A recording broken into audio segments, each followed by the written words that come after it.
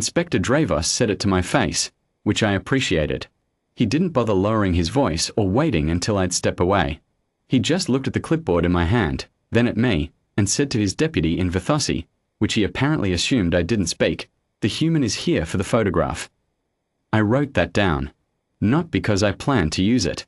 I wrote it down because I write everything down. That's what I do. My name is on the Vethos Accord Observer Manifest as Logistics and Compliance Coordinator, Human Colonial Liaison Office, Tharan Station. My job, on paper, is to observe the inspection of Caldwell's Rest and provide a record for our own files. That's all Dravos thought I was doing. He was half right.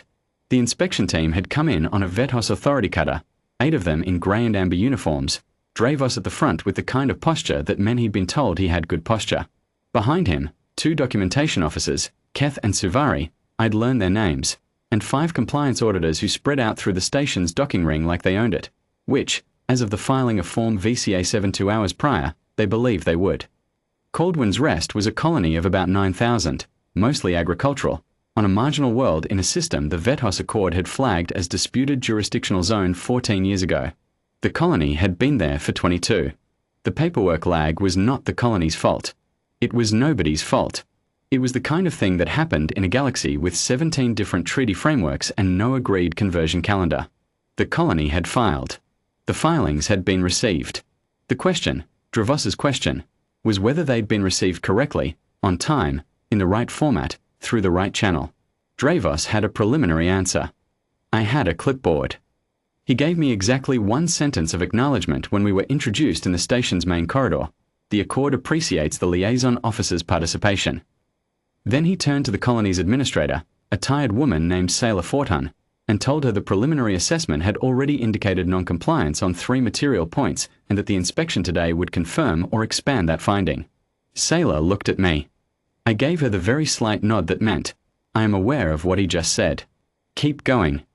The first violation I log happened in the corridor, 40 seconds after that introduction, when Dravos's lead auditor began recording environmental data without first issuing the colony's administrator a formal notice of active inspection.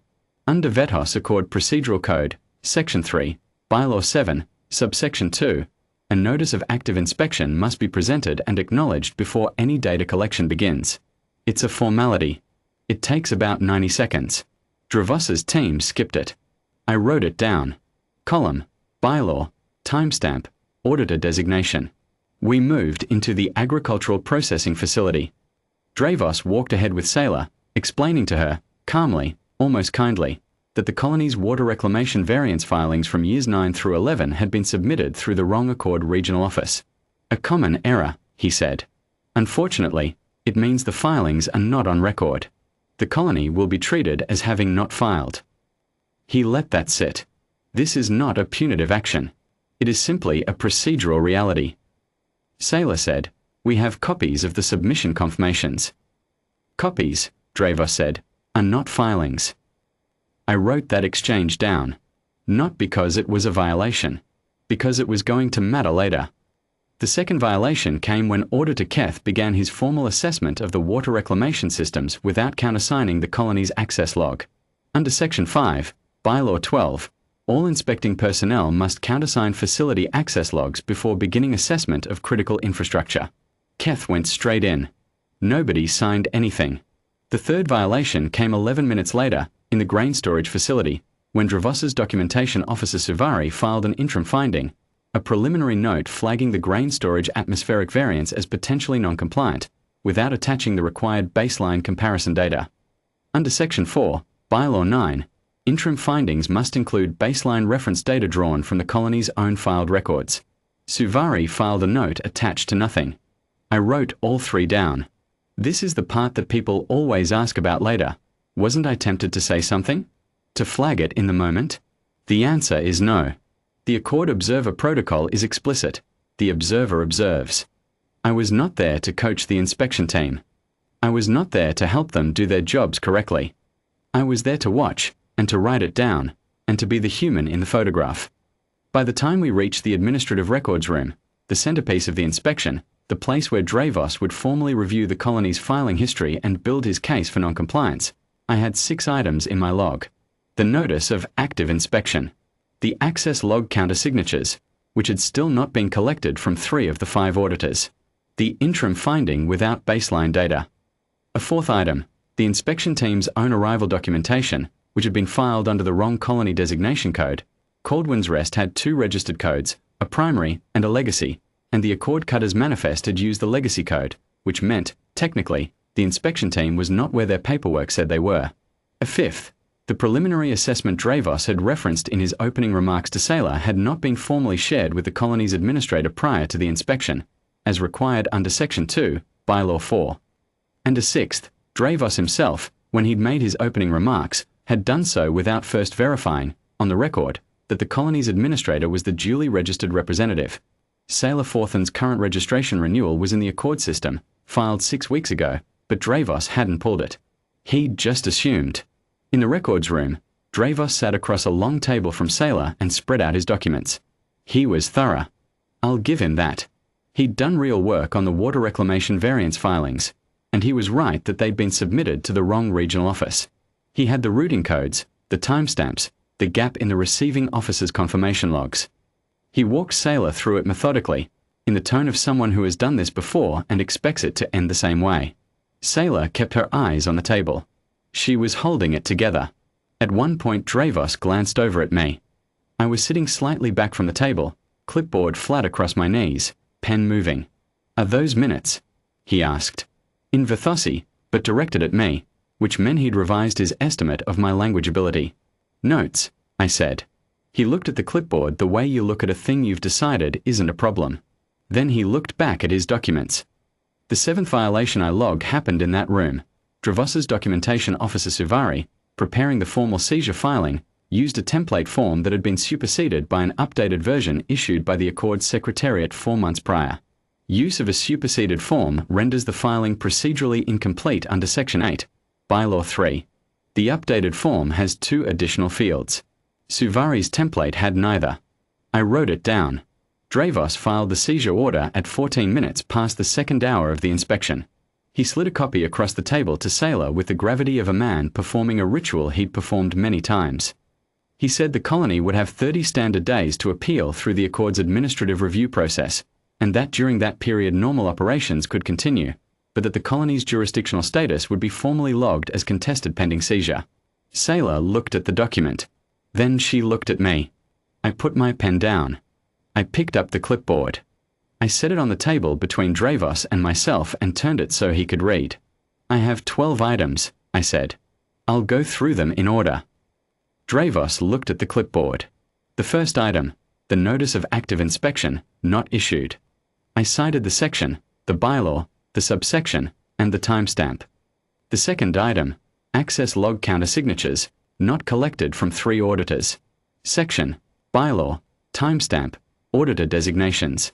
The third item, interim finding filed without baseline reference data. Section, bylaw, timestamp, auditor. The fourth item, the inspection team's arrival documentation filed under Legacy Colony Designation Code. I explained the 2-code issue, cited the relevant registration record, and noted that under Section 1, Bylaw 2, an inspection team whose arrival documentation does not match the colony's primary registered designation is not, for Accord record-keeping purposes, in a confirmed inspection posture. Dravos had gone very still.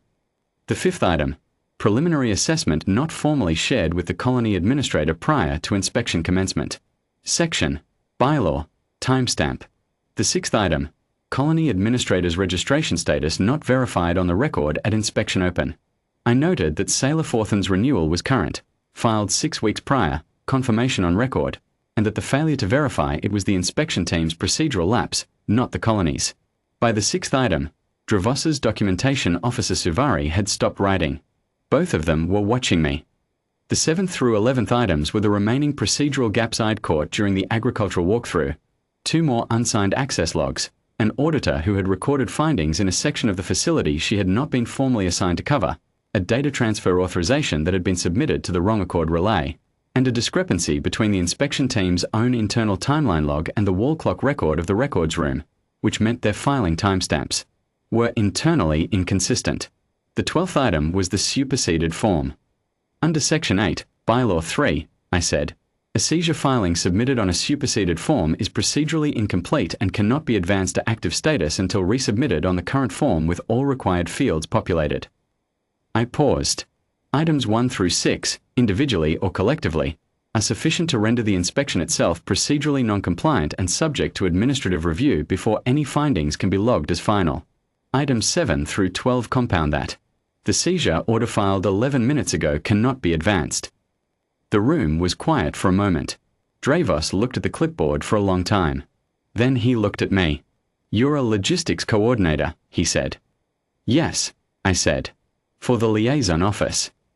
"Yes." He looked at his documentation officer. Suvari looked back at him with the expression of someone who had just realized the flaw was not where they thought it was. Dravos gathered his documents. It took a while. He was careful about it, precise, each page squared against the others, the way a man handles things when he's deciding not to say what he's thinking. He picked up the seizure order last. He looked at it once. He set it face down on top of the pile. He stood, nodded at Sailor, not at me, and led his team out of the records room. I heard the cutter undock 40 minutes later. Sailor sat across the table from me for a moment after they left. She had the look of someone who had just remembered to breathe. "How long have you been doing this?" she asked. I thought about it. 19 years, I said. She looked at the clipboard. "Have you ever lost?" "Once," I said. "Early on. I used the wrong pen color on a form. Took us 6 months to sort out." I picked up the clipboard, capped the pen, and stood up. "I'll file our observer report by end of week," I said. "You should receive a court acknowledgement of the procedural review within 30 days. Keep your copies of everything." She nodded. I walked back to the docking ring. My shuttle was where I'd left it. I had 3 other colony files open on the seat beside me, each with their own inspection dates, their own preliminary assessments, their own teams who had already decided how it would go. I picked up the next one and started reading.